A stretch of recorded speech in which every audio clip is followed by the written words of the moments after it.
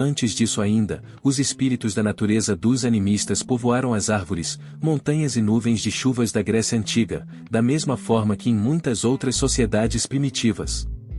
A metáfora da grande corrente do ser, 10 que retratou tudo como pertencente a uma única corrente unificada e completa estendendo-se do homem às menores partículas da matéria inanimada, originada em Timeu de Platão, influenciou a visão de mundo da gente de toda a Idade Média e da Renascença.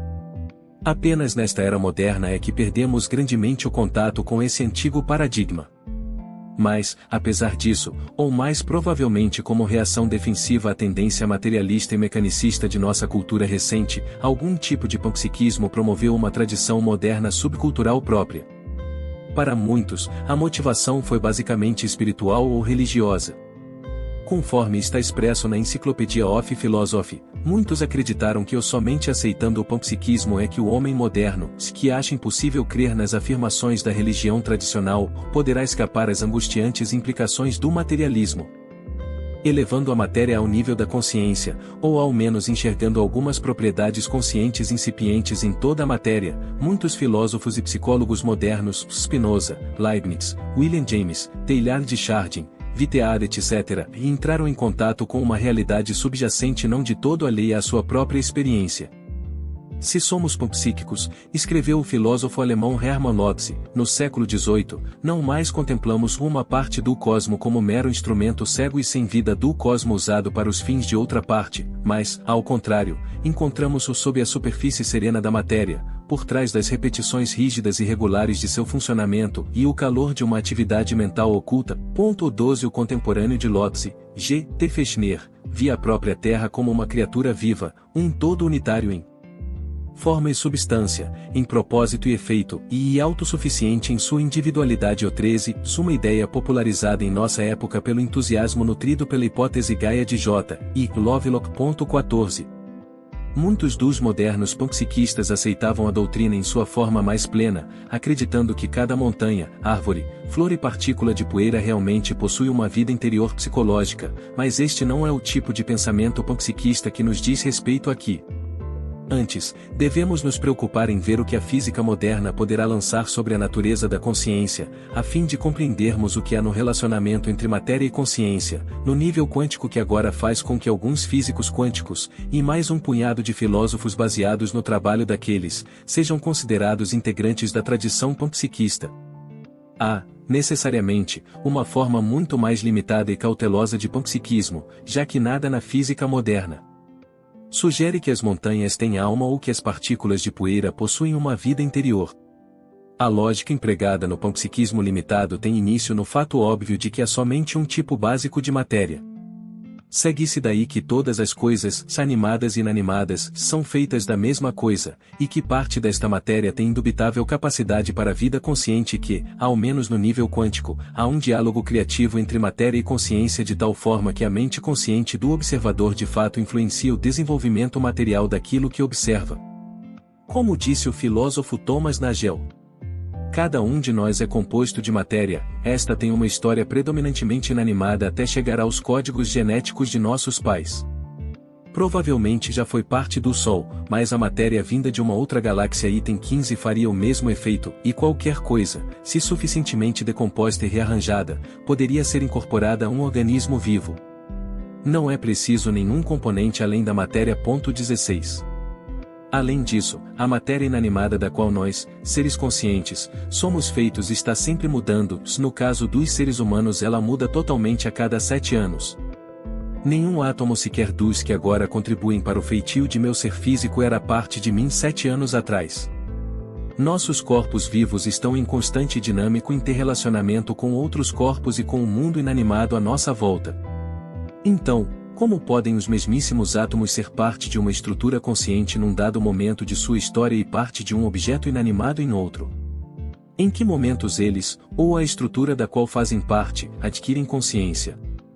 Em seu trabalho sobre o panpsiquismo, Nagel chega relutantemente à conclusão de que A menos que estejamos prontos a aceitar e que o surgimento das propriedades mentais em sistemas complexos não tem nenhuma explicação causal, devemos aceitar a corrente epistemológica da emergência mental como uma razão para acreditar que os componentes têm propriedades que desconhecemos e que necessariamente devem obter esses resultados.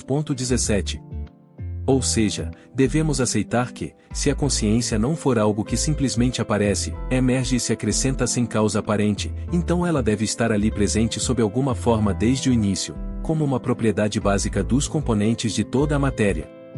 Como diz Karl Popper, a matéria morta parece ter mais potencialidades que meramente produzir matéria morta. Item 18.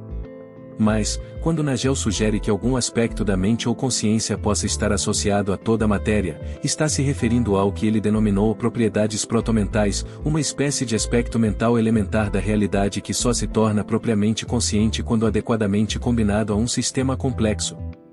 Ele argumenta que tanto essas propriedades protomentais como a matéria elementar, com a qual estão associadas, talvez derivem de uma fonte comum, de um nível mais fundamental da realidade, que tem em si mesmo um potencial duplo de se tornar tanto mental como material, ou tal redutibilidade a uma base comum teria a vantagem de explicar como poderia existir conexão causal e recíproca entre fenômenos físicos e mentais. 19. A descrição que Nagel faz de uma realidade mais fundamental que é a fonte comum de ambos, aspecto mental e material do mundo, é certamente compatível com o que se conhece da realidade quântica e da dualidade ondas-partícula, e também partilhada por alguns importantes físicos quânticos. David Bohm, por exemplo, formado por sua longa carreira dentro da física e influenciado pelo pensamento panpsiquista de Spinoza e Vitead, acredita que o mental e o material são dois lados de um mesmo processo global que, como a forma e o conteúdo, estão separados apenas no pensamento e não na realidade. Há uma energia que é a base de toda a realidade e nunca há divisão real entre os lados mental e material em nenhum estágio do processo global. 20. Para Bohm, como para Vitead e Teilhard de Chardin, que vieram antes dele, essa visão da realidade como processo leva a considerar a presença de propriedades protoconscientes, suprotomental de Nagel, ao nível da física das partículas. Vimos no último capítulo que, de alguma forma desconhecida, um elétron ou fóton, ou qualquer outra partícula elementar, parecem o saber sobre as mudanças em seu ambiente, aparentemente reagindo de acordo com elas. Isso é válido ao menos sob condições experimentais, sendo um dos dividendos mais misteriosos do problema da observação.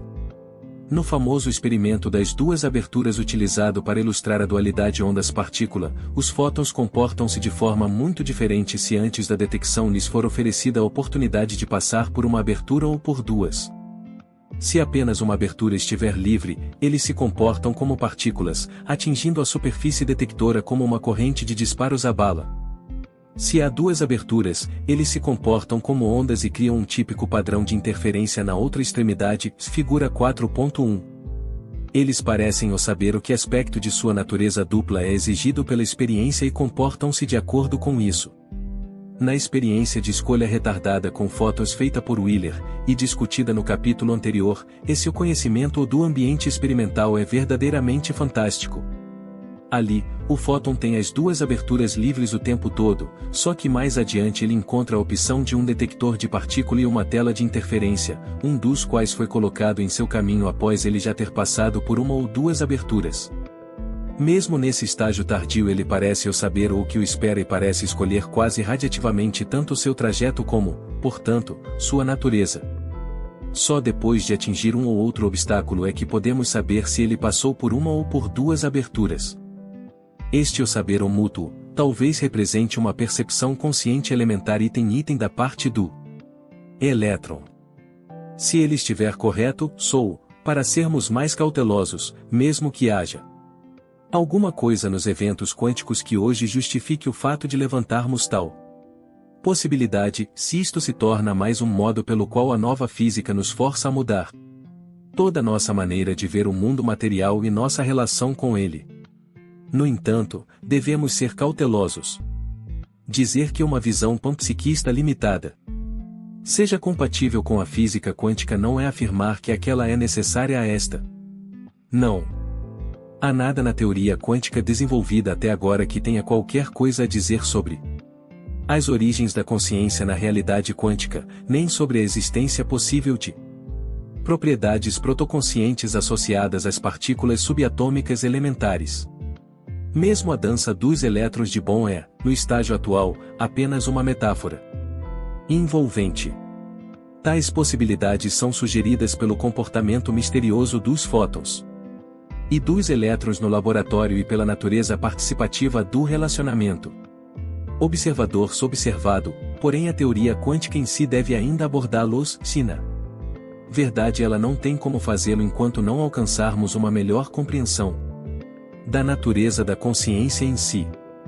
Por fim, qualquer discussão realmente produtiva sobre as possíveis propriedades conscientes das partículas elementares ou mesmo do relacionamento de matéria e consciência entre si pede um casamento da física com a psicologia, que só pode se realizar mediante um bom modelo de como a consciência realmente funciona, modelo da física da consciência.